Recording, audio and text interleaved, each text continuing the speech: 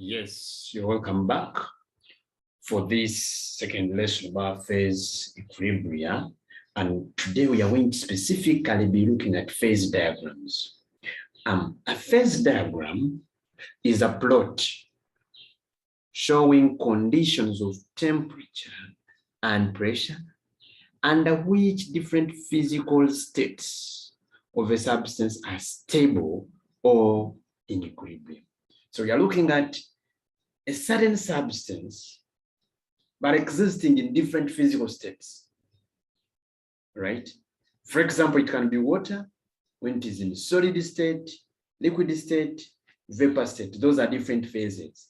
So we're going to look at those phases in equilibrium under certain conditions of temperature and pressure. So a phase diagram, we plot a diagram showing conditions of temperature and pressure under which different states, different phases, different physical states of the substances are stable or in equilibrium. Now, in each diagram, we shall be representing a phase by a region, and then the lines or curves, meaning it can be a line, it can be a curve. So the lines or curves will be representing the conditions under which two phases can exist in equilibrium. All right. So that is what we are going to basically look at today. And we are going to begin with a component. And that component, we're going to begin with the phases for one component system. So let me take you to phases.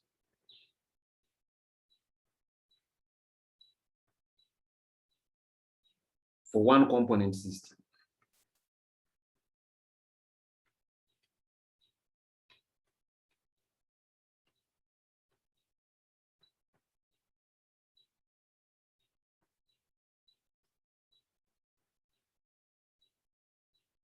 Under these phases for one component system, we are going to look actually, let me call it phase diagrams for one component system. Here we shall be engaging one chemical substance. We shall look at the phase diagram for water. We shall look at the phase diagram for carbon dioxide. We shall look at the phase diagram for sulfur. So when we say phase diagram for one component system, it means that we are going to entirely be engaging one component, but under the three physical states. Now, we're going to begin with the water system.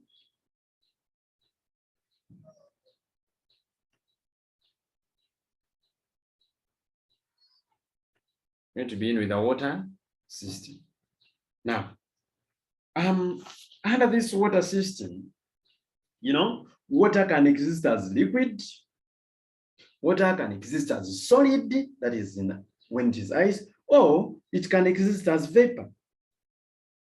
So it is called steam when its temperature is greater or equal to 100 degrees Celsius. Another thing, the various equilibria which exist when water is held at various pressure and temperature is going to be summarized by a table, by a graph or by a diagram, but basically look at the conditions of pressure, temperature and pressure. We are looking at those two conditions under which different phases of that component or of the system of water exist in equilibrium. So that is what we are going to draw.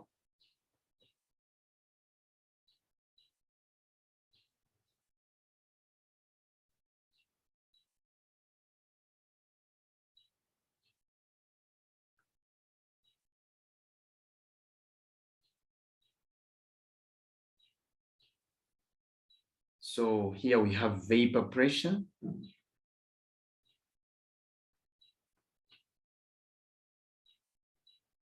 In atmospheres, and here we have temperature.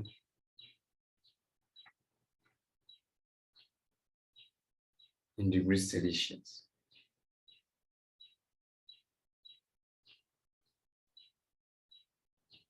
It's a straight line.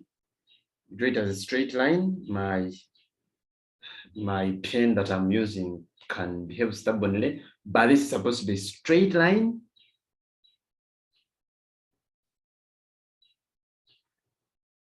This should be a curve, not a straight line. And this should be another curve.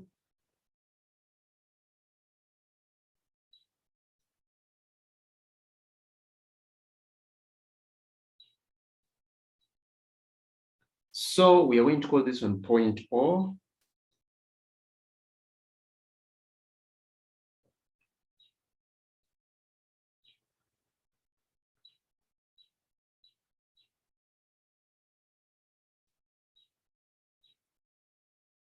So let me call this one 100. And at point O, the temperature, let me call it maybe 0.16. We call this one my point B. We call this one my point A. Let me call this one my point C, and this one my point D. Let me call this one my liquid. Let me call this one my vapor. And let me call this one my solid.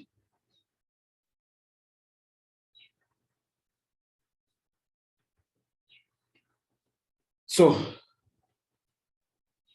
that is what specifically I am having. And looking at this, we can really now talk about what that diagram is, or what that diagram is summarizing. All right. Now,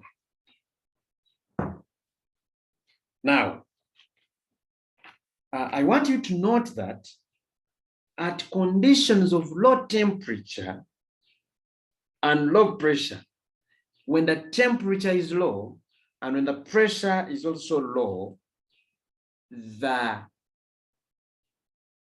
water or water exists as ice, that is solid state. Okay. When temperatures are low, it exists as, let me call this one 1.0 atmosphere. When the pressure and temperature are low, water exists as ice. At conditions of high temperature but low pressure. High temperature, when the temperature increases, when pressure is low. This time, water will exist as a vapor. You can see, at 100 degrees Celsius, pressure is 1 atmosphere. It is existing as a vapor.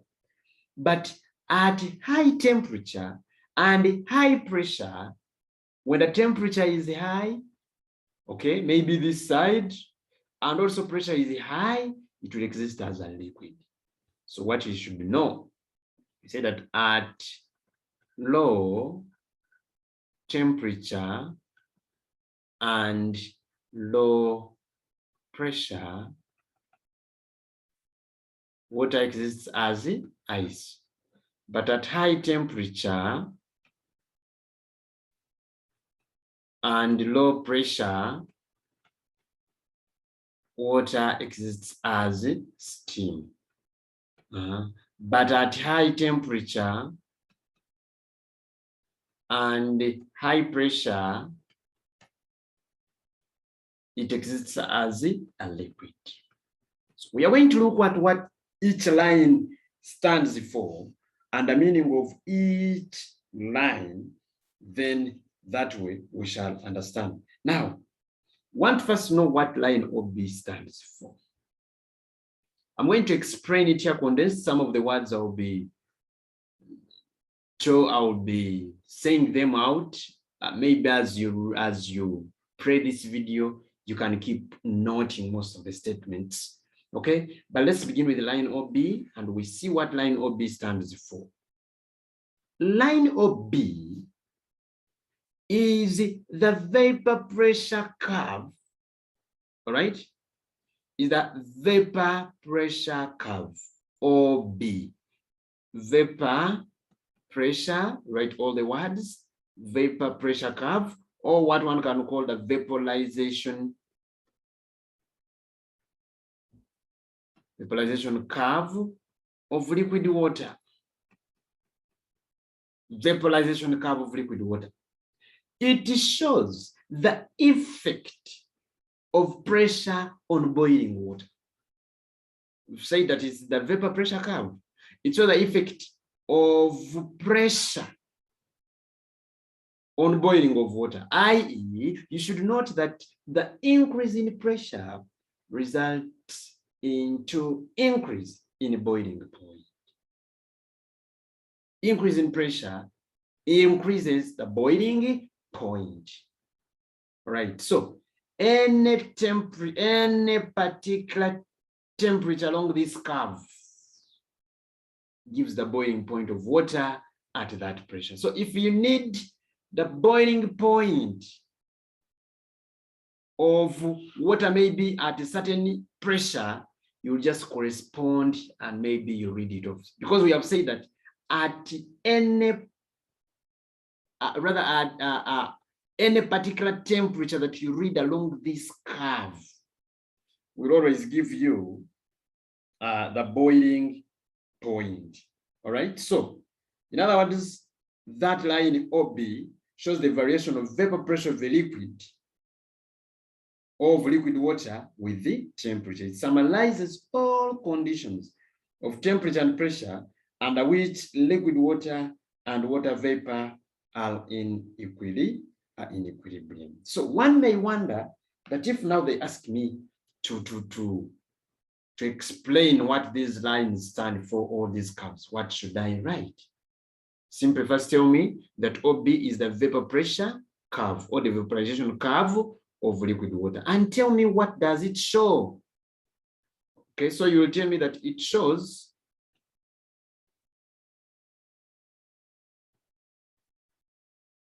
the effect of pressure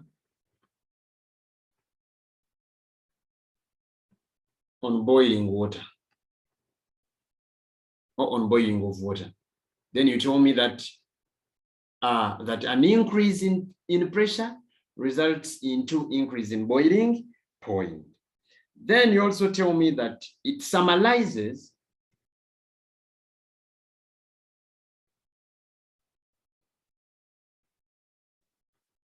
the conditions of temperature and pressure. Summarizes the conditions of temperature and pressure under which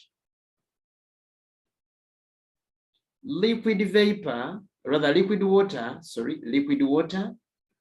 and vapor are in equilibrium.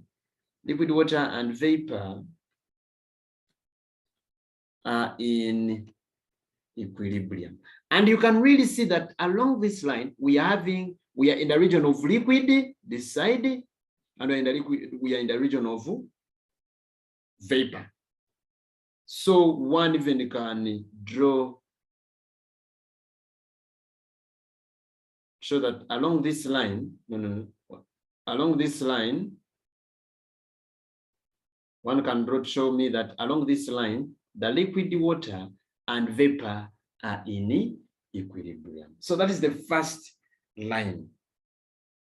Okay, so, and we have talked about the boiling point because we said also that at any particular any temperature along this curve gives the boiling point. So the boiling point is that constant temperature, okay, at which the liquid turns into the vapor. So that is the first line. Then you also have line CO. Line CO. Line CO. Actually, it is also a curve. Okay. Now, this one is what you call the sublimation curve.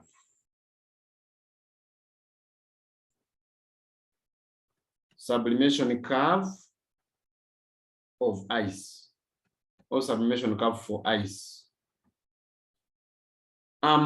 we are talking about this CO, whereby we are looking at the solid, all right? A solid being in equilibrium with vapor, solid vapor. So we are saying sublimation because when a solid gets converted to a gas, the vapor in this case is a gas, solid gas is sublimation. So that's why I'm calling it sublimation curve for ice, because a solid is being converted to the vapor. Now, line CO is the sublimation curve that shows the combination of temperature and pressure at which ice and its vapor are in equilibrium. So it shows the combination of temperature and pressure,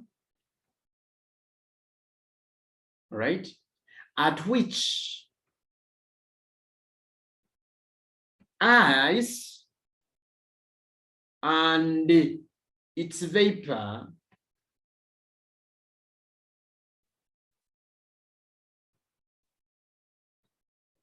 are in equilibrium. So here, ice and its vapor are in equilibrium. Then you can see that we have an imaginary line OD. This imaginary line OD shows a condition of supercooling. We have what we call supercooling. So imaginary line OD shows a condition of supercooling. When we say supercooling, supercooling is the process of lowering temperature of a liquid below its freezing point without it becoming a solid. Supercooling, lowering, it means cooling. The word super itself can tell. So cooling, it means that the liquid's temperature is being lowered below its freezing point, but without necessarily that liquid turning it to a solid. So when I ask you the definition of supercooling, simply tell me is the process of lowering the temperature of a liquid below its freezing point without it becoming a solid. Now, supercooling occurs when the temperature is decreased, but pressure is increased.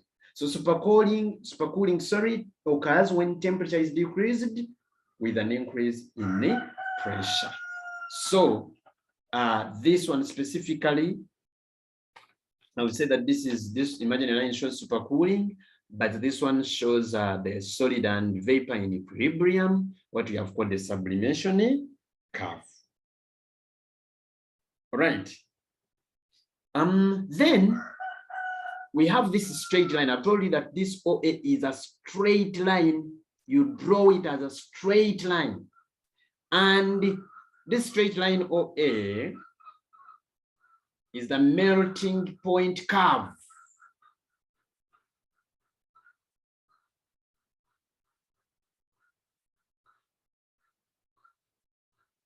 Melting point curve of ice, or one can call it freezing point curve. Freezing point curve of liquid water.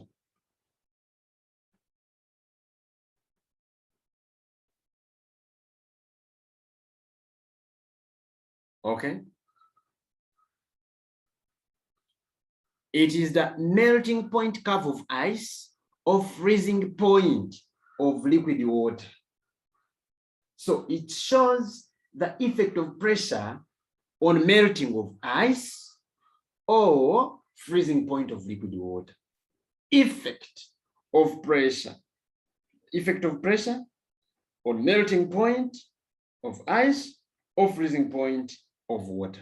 So that is what you should also know, that it shows the effect of pressure on melting point of ice or freezing point of liquid water. And this line shows that the melting point of ice the melting point of ice is lowered by an increase in pressure. When the pressure increases, the melting point decreases. In other words, increase in pressure favors melting. So we are going to, and then another thing, maybe what you should note is that this line AO slopes upwards to the left. It slopes upwards to the left. It slopes upwards to the left, this side, simply because the melting point of ice decreases as the pressure decreases. Then also, there are some other points which we should note, like point O. We should note point O. In other words, before I go to point O, I want you to always know that this diagram can be drawn for you, and they tell you to explain the regions, or to describe the regions, or to describe what the curves represent, to describe. Also, one can tell you to draw it, and you describe it. Describe the phase diagram for the water system. So you have to be technical, and you have to be very, very, very sharp here. Now, we need to also know what point O stands for. This point O is what we call a triple point.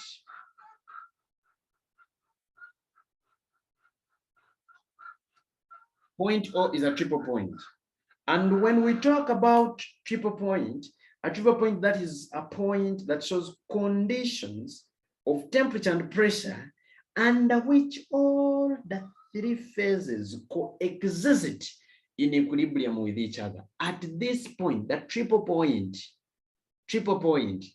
shows the conditions of temperature and pressure under which all the three phases, liquid, solid, vapor, coexist. So all of them at a point where they all coexist with each other in equilibrium, that is what we call a triple point. So point O is a triple point, while point B, point B is what we call a critical point. And by definition, a critical point is that point above which liquefaction of vapor is impossible. Point above which liquefaction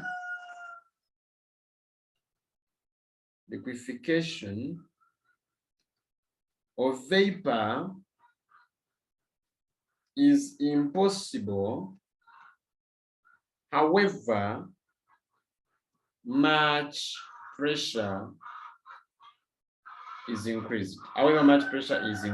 So beyond this point B, liquefaction is impossible, even if you increase pressure to what extent.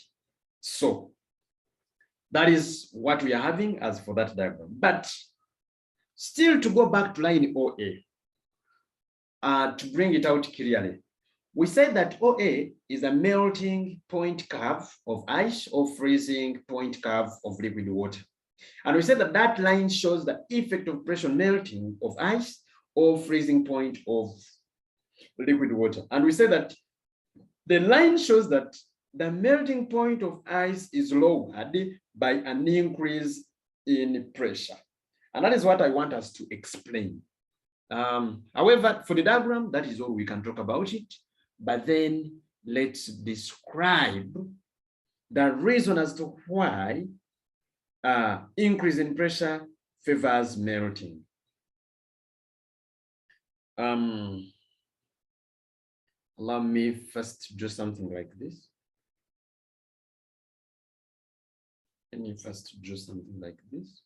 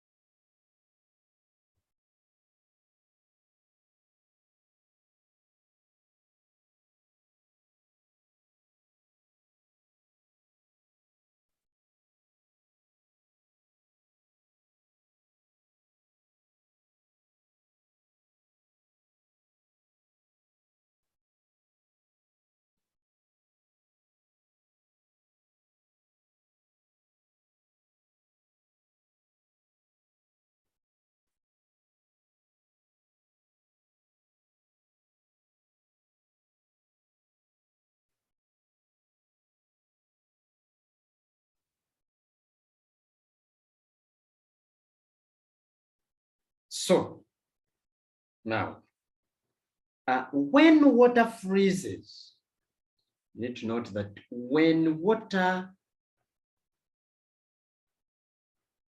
freezes, its volume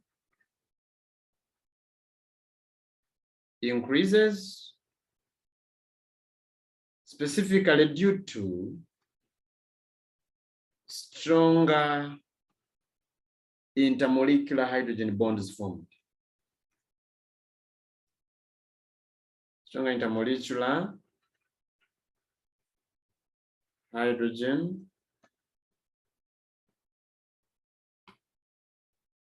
bonds formed. So that results into the formation of the intermolecular hydrogen bonds, result into the tetrahedral open structure of ice are formed, resulting into the tetrahedral structure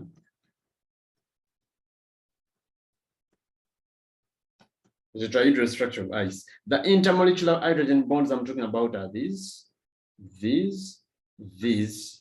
All those are intermolecular hydrogen bonds. Now, when pressure is applied to this structure, because remember we said that an increase in pressure favors melting.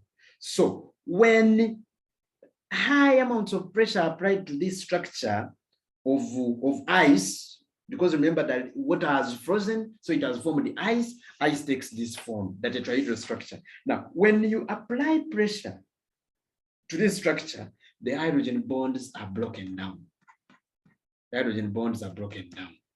And after these hydrogen bonds being broken down, the open structure is going to be destroyed. In other words, the bonds that were holding the particles of ice are going to be broken down. And when they are broken down, the structure is going to be destroyed, and that results into the melting of ice. So one can ask you to explain the effect of pressure on melting of ice, or to describe or to explain why an increase in pressure favors melting of ice. So you have to tell me that when water freezes, its volume increases due to intermolecular hydrogen bonds formed, resulting into tetrahedral structure of ice. You draw it. Okay? Then you tell me that when pressure is applied, to this structure, okay, when pressure is applied to this structure, the intermolecular hydrogen bonds are broken down. That is a mark. The intermolecular hydrogen bonds are broken down, and the open structure is destroyed, making ice to melt or resulting into ice to melt. As simple as that. So that is specifically the component, the phase diagram for water.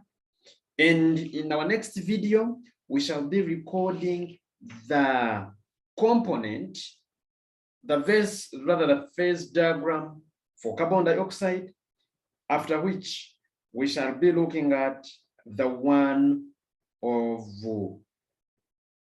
after looking at the one of carbon dioxide, we shall be looking at the one of sulfur. Okay, we shall be looking at the one of sulfur. So in case there is any question, you will post it on my YouTube channel. In case you need any clarification, you will be free to post it on my YouTube channel. I'll be able to see it, and yeah, we shall harmonize it there.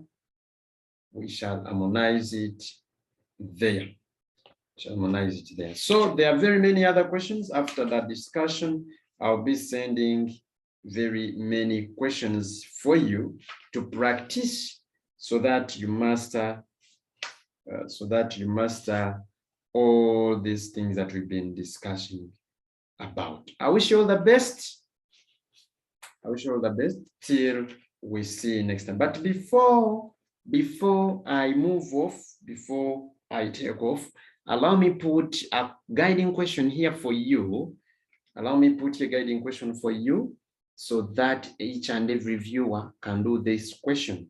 The phase diagram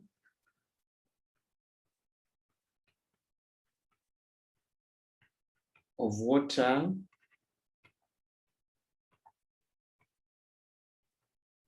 is shown below.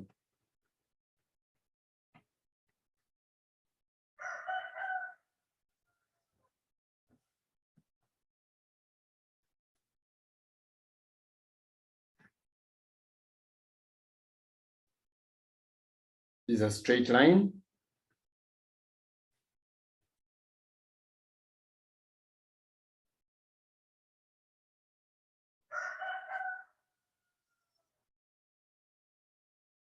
Here is 0.01. Here is O. Here is A. Here is B. Here is C. Here is X. Here is 4.6. So here they gave temperature in degrees Celsius. Here they gave pressure in millimeters of mercury. Here they put liquid. Here they put solid. And then here they put vapor.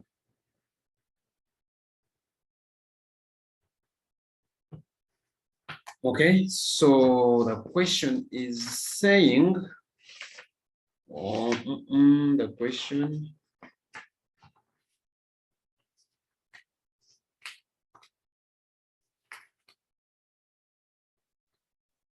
state what the following points represent.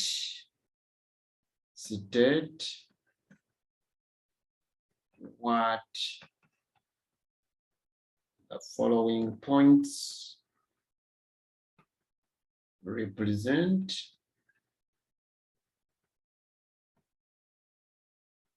One point A, 2.0. Then B,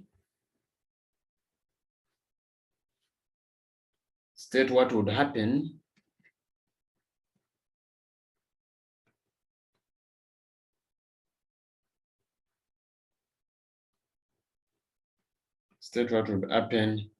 if ice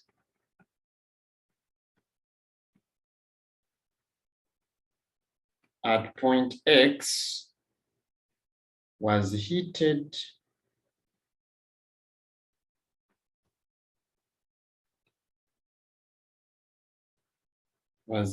at constant temperature. Then C, from the diagram, state one condition